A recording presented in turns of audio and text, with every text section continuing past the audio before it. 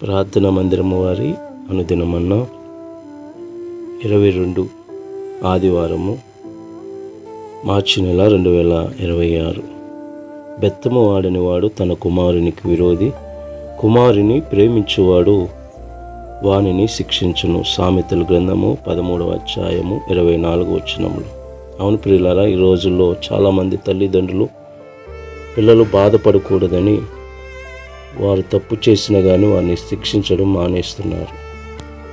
ఫలితం పిల్లలు మాట వినకపోవడమే కాదు, వారు సమాజంలో అనేకమైన తప్పులు చేస్తూ తమ యొక్క జీవితాలను కొనసాగించే స్థితి కనబడుతుంది. ప్రాముఖ్యంగా మొబైల్ గేమ్స్, సోషల్ మీడియా వల్ల పిల్లలు దారి తప్పే ప్రమాదం ఎక్కువగా కనబడుతుంది.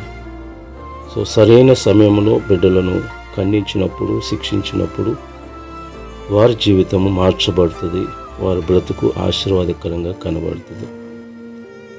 ఈ రోజుల్లో పిల్లలకి అందిస్తున్నారు కానీ వారిని శిక్షించడం మానేస్తున్నారు.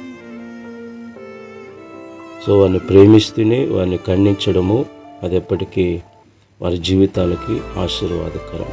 కాబట్టి మంచి తల్లిదండ్రులుగా బిడ్డలను దేవుని కొరకు సమాజంలో మంచి పౌరులుగా